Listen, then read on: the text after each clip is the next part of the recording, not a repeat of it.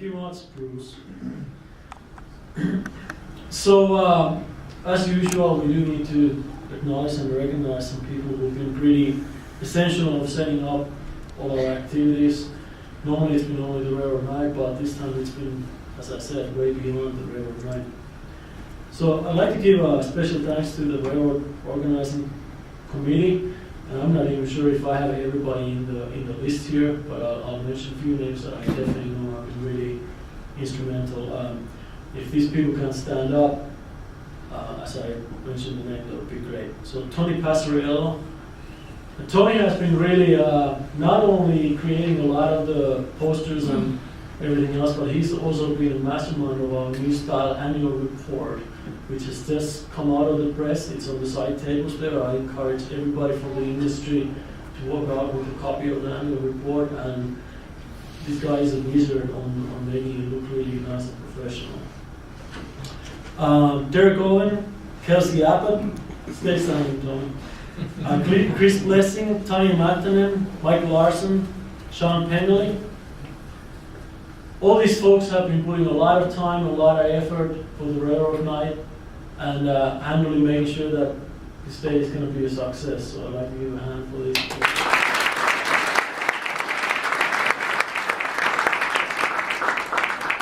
Now we've had a lot of other people also involved in organizing, selling tickets, or not really selling tickets, but signing up people and creating marketing materials and so on. So there's been a lot of other railroad club students and other students involved in our program who've been helping out majorly. But in the end, there's been really one person that this day has been hanging on his shoulders literally over the last couple of months, and this has been really the first time that he's really had to put together. Well, it's the first time for all of us, but he's really had to put it all together. So Dave Nelson, let's start off.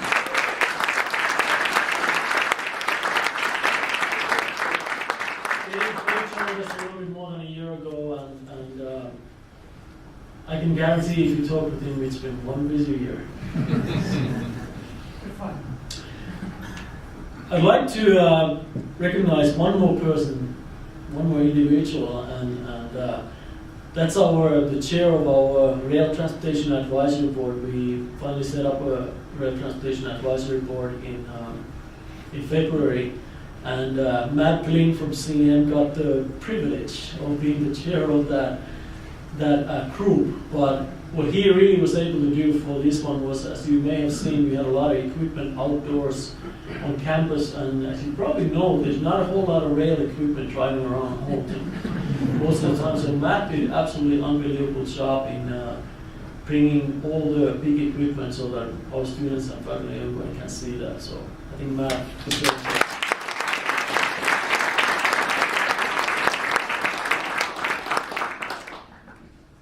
I do want to also, of course, recognize our sponsors, our industry sponsors, CN, Union Pacific, and Norfolk Southern.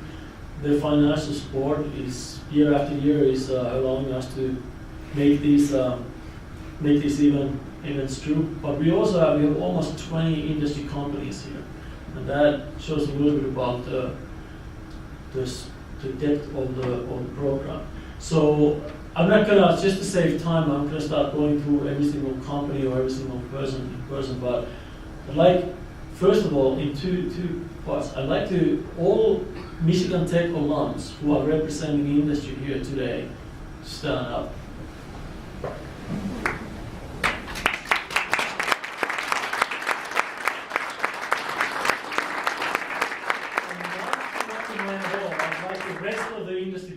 Who are here to stand up with the alumni as well. All the other people from the railroad industry who stand up for a moment.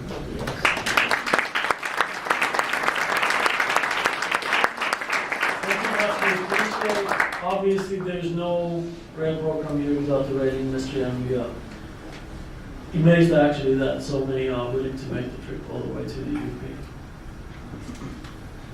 UP. We have as Bruce mentioned shortly, we have some visitors from our border control here. Mr. Paul Overline and his wife. So we appreciate it. We call them repeat customers. And we also have Dr. Kurt Schott from the State Senator Tom Costerland's office visiting, and he's also a repeat customer. It's always great to get people here once. It's even better when you get them to come again. You know that you're doing something right. Okay. Now that we've kind of got all the thank yous out of the way, I'd like to give the podium for a couple of minutes to Matt Glynn so he can talk a little bit on behalf of the Rail Transportation Advisory Board.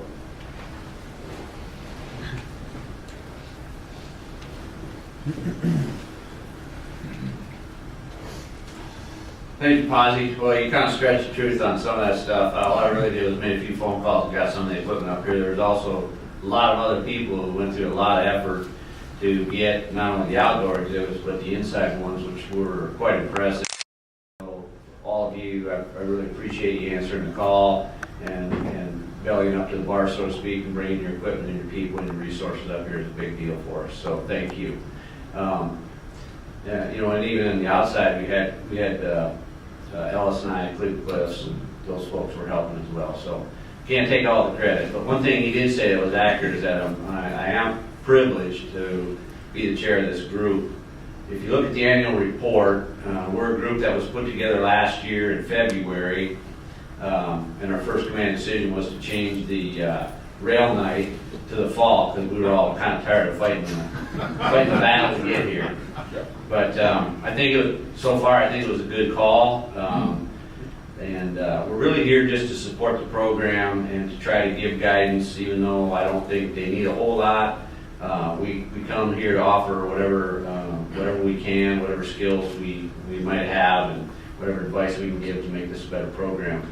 We want people, when they think Michigan Tech or when they think rail, the universities, we want them to think Michigan Tech, and that's really our goal. We try to raise the awareness across the country, internationally if necessary, and we want to get this place recognized. So that's our goal as among other things, as an advisory board.